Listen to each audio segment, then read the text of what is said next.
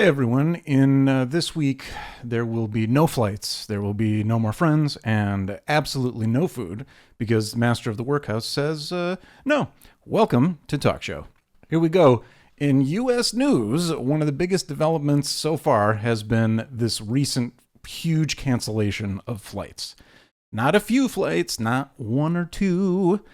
The FAA has ordered airlines cut thousands of flights at major U.S. airports all across the country, and it is due to staffing and budget strain, which you'll never guess why. Never. You can't guess it because it's completely unknowable. It's the shutdown. Many airports are reporting large delays, and airlines are warning that the situation can get worse if the shutdown drags on. I think no one is surprised to hear that part. Now, why does this matter? Well, the government being shut down matters, first of all, but here's the thing. When the government can't agree on funding, it causes delays, obviously, causes problems, and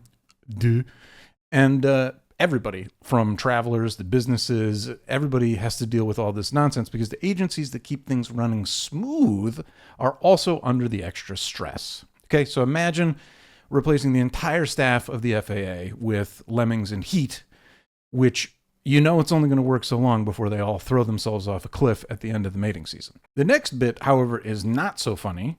The FAA has now grounded all MD-11 and MD-11F planes, basically pending an investigation. So if you'll recall, in Kentucky, there was a horrifying plane crash, huge fireball, loss of life, significant injuries. Basically, this was a UPS aircraft that, surprise, turns out it was like 40 years old, well, 30-something. It was an old plane, okay? And it was captured in all its flaming, explosive, terrifying nature on social media and many other places reported in the news. Here's the thing. With cargo aviation and supply chain logistics, there is risk, and risk to it is real. And aviation safety has ripple effects. I think many of us fly and want to fly safely, right? We don't want shenanigans when you get on a plane. You don't want to see RFK waltzing up and down the aisle with bare feet. But here's the point. Aviation safety has ripple effects throughout the economy. The economy needs safe air travel, obviously for commercial airline passengers, but also to ensure smooth distribution of goods. Lots of shit gets sent by the airmail. There's risks. It's a thing. In our main U.S. news story today, the Supreme Court of Lies has allowed a partial freeze on food and food aid funding. Quick recap, because there's a lot of back and forth, and in case you haven't followed this super closely, you may not exactly know where we sit. Let's back it up at the top of the chain. SNAP funding basically stopped with the government shutdown, okay? The Republicans have caused a shutdown, blaming it on nonsense and other Democratic baloney. At the end of the day, the Republicans have shut down the government. And because of that, a federal judge basically ordered full funding of SNAP because, they have the money. Not just they have the money, there's a contingency fund for this purpose. In case of government shutdown, use this money to feed America. Okay? Remember that as I continue on with our news today. Now, the Supreme Cohort has granted a short administrative stay to allow the USDA to withhold full benefits temporarily while the appeal runs. Temporarily, yeah. My left foot. Let me just go ahead and simplify this. The American people are essentially Oliver Twist. Donald Trump is the workhouse master serving the day's gruel. We, the people, have come up to the gruel servery and said, please, sir, may we have some of what the government has already put aside for us and is expecting us to eat, and it will all go bad if we don't eat it because you've burned every trading bridge we have for our produce? And Donald Trump looks to them and says, what did you say? And even worse, this is the most recent development I've heard. Basically this morning as I record this, it's Sunday, November 9th. What's today? Sunday, November 9th. Even worse, now they're talking about clawing back any successfully deployed SNAP benefits. Okay, so if you didn't hear this, some states, as soon as that SNAP funding became available, they hit the proverbial button. They pulled the trigger. They distributed the funds to SNAP benefit holders across the board. I think Connecticut is one of the states that managed to do it. Pennsylvania is another one that may have managed to do it. I'll double check that, but there are states that managed to execute in the very narrow window to distribute that SNAP benefits and get food to people. Okay, that's kind of a big deal. By trying to claw this money back, they're literally reaching into your fucking stomach and taking the food back out. They're trying to regurgitate the money out of you, okay? It's insane. I can't believe I have to say this, but I'm going to say, why does that matter?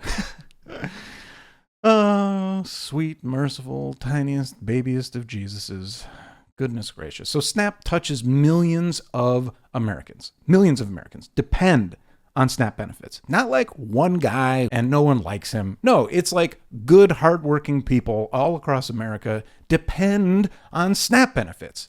And I just keep getting angrier about this shit. And thankfully, I'm not the only fool who's angry. Let's go talk to my friend. Well, he's not my friend, but let's go talk to our colloquial friend, Governor Shapiro. We've transitioned to a different view. I've got my headphones on because I want to listen along. So I'm going to take a quick second here. I want to play this whole thing. It's not that long. It's 2.5 minutes long. But I think Governor Shapiro very expertly sums up the situation and, even better yet, throws some shade at Just Dance Vance because he deserves it. So let's play this clip. Hang on a second. Let me back this up here. The appropriate context for this is Governor has gone to court in order to fight this whole SNAP benefits situation. More on that to come. Of you guys going to court? Well, let me answer both the J.D. Vance piece and the other piece.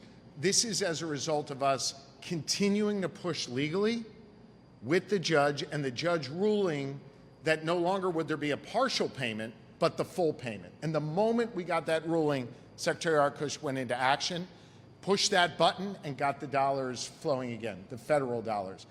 And look, as for J.D. Vance, I mean, I got to say, look, I think America has a president, a vice president that don't give a damn about all Americans. Well said. They have made that crystal clear.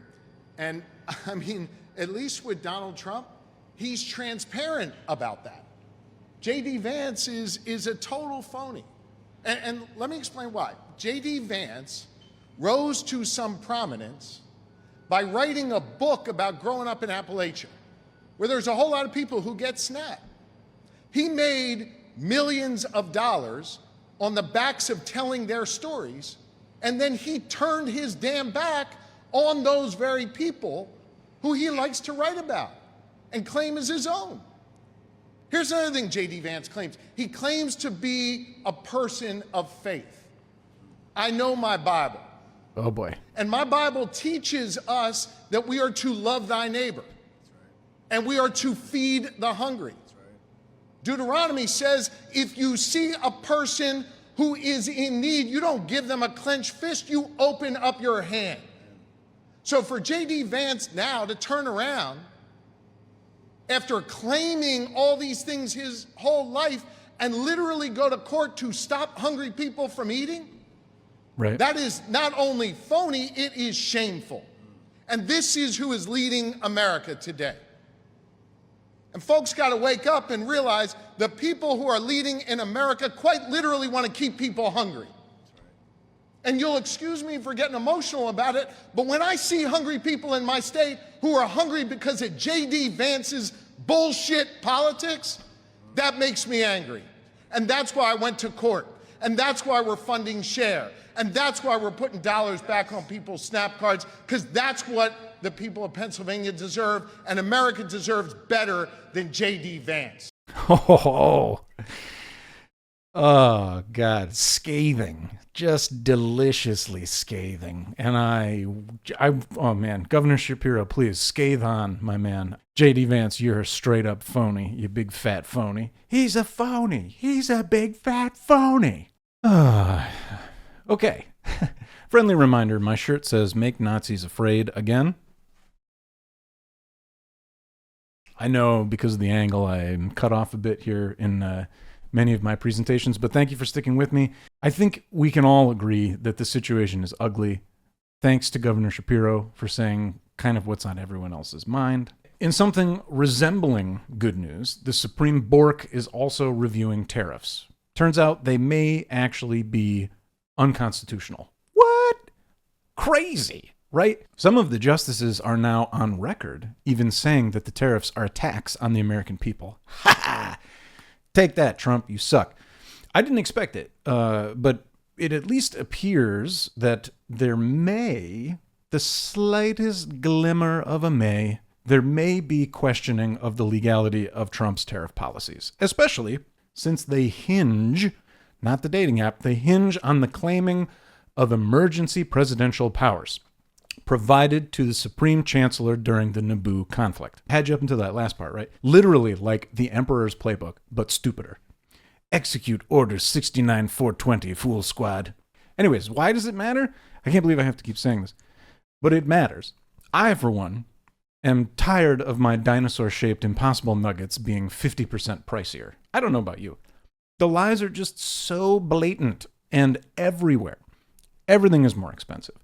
All the services, all the businesses that we all rely on have to raise their prices because everything is more expensive, creating a feedback loop of prices increasing. Everyone's getting the squeeze, man. Like, no one's getting out easy on this, except the filthy, filthy rich. You know, God bless you if you're filthy rich. I hope you can enjoy, maybe help the rest of us out. The president or executive branch should not have power over trade and commerce.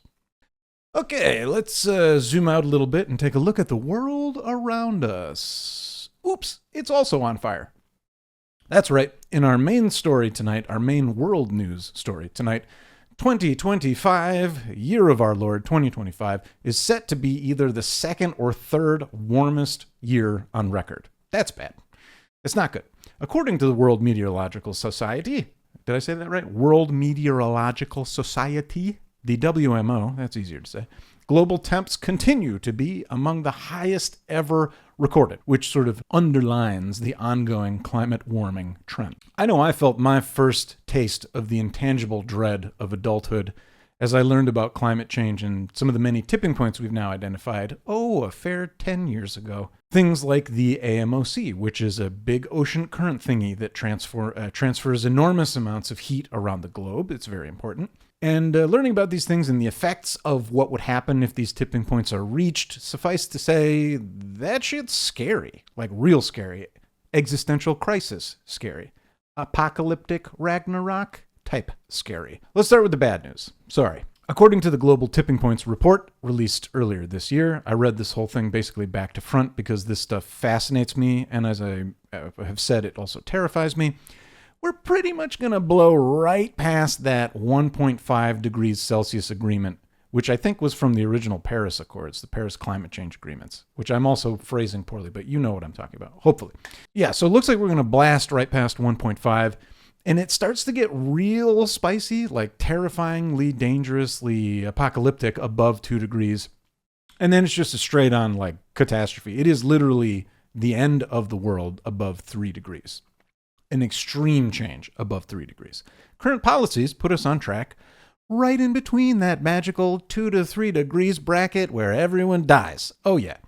So what does it really mean? Like, if we hit 2 degrees and even creep up towards 3 degrees, it really translates to millions or billions of displaced people, potentially dead people. That's bad. Do I have to tell you that's bad? It's really bad. And the other thing is the displacements and all the death and this other stuff comes from climate change. So it's things like rising water levels.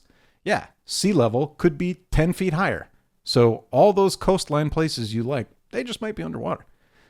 Heinous storms, like we see storms getting worse and worse and worse. I read Brandon Sanderson. I love some fiction. There's an excellent series of books that he's writing called the Stormlight Archive right now. In the Stormlight Archive, there's something called the Everstorm. And through a series of unfortunate events, the main characters accidentally unleash this intense, heinous death storm with terrifying red lightning and, destructive winds and all that other shit. That's the kind of storms we're talking about here. We're talking like devastating in terms of life lost, in terms of infrastructure damage. Think about how strong some of these most recent storms are. I live up in New England. For most of my life, it was unheard of to hear of like superstorms like Sandy and Irene devastating New England. It just basically never happened in my lifetime. And now it's like every few years we get an intense hurricane making it all the way up the East Coast. Anyway, speaking of wild storms, there was a tornado that hit Brazil, basically that hit southern Brazil, killing 6, injuring hundreds of people. I think 700 or more people were injured. The powerful storm hit the state of Paraná. Not 100% sure how to say it. I think it's that last one, Paraná. Anyway, so winds over 155 miles an hour, destroying homes, hurting lots of folks. A stark reminder of the intensifying extreme weather events that are happening in Latin America, creating a bit of a strain on the infrastructure down there, right? Disaster response capacity basically gets hit real hard when there's a tremendous storm. And it puts a lot of pressure on humanitarian systems like food aid, feeding people. It's hard when everything is destroyed. Who knew? So at the same time, the COP30 climate summit is happening during all the fun on the world stage. And as a reminder, in case you forgot what's happening on the world stage, let's go down the line.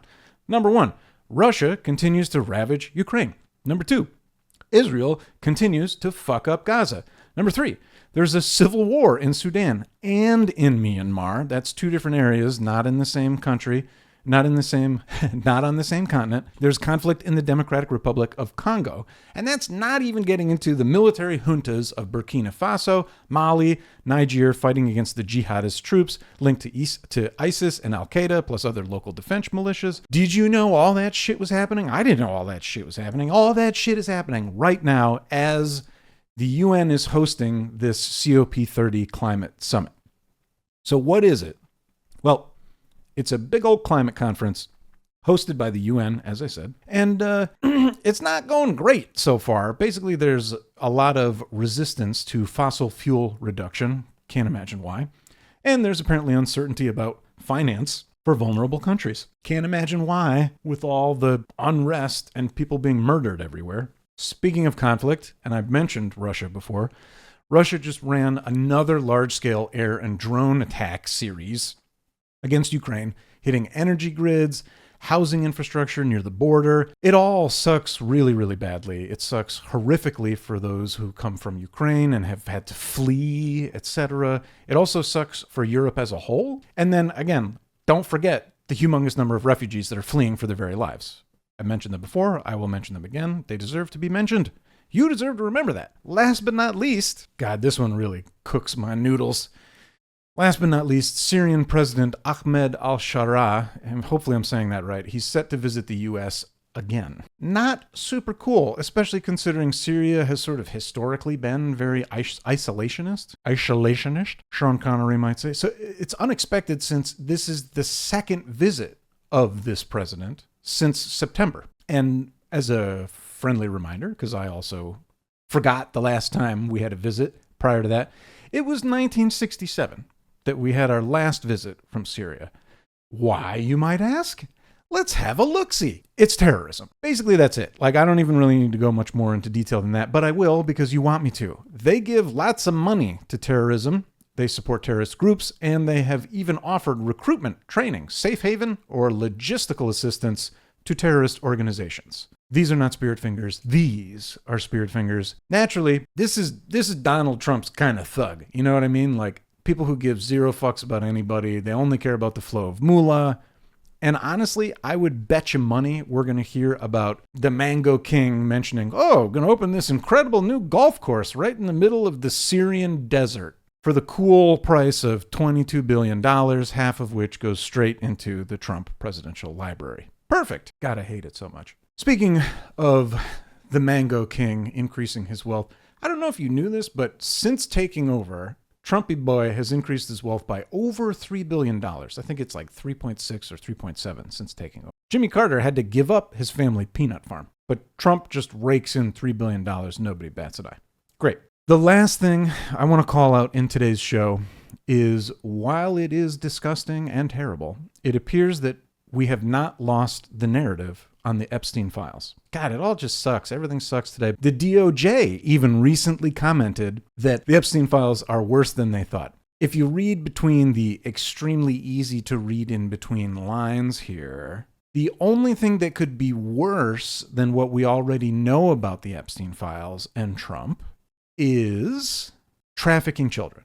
That is the only next step that has not been covered by all this stuff before. Okay? Trump has already been convicted and been to court and been sentenced and dealt with punishments based on being a pedophile. That is already proven in the court of law. You can deny it all you want, but it is factually true. So when the DOJ says that there's something worse than that, do the math. Get fucking mad, America. Thanks for watching.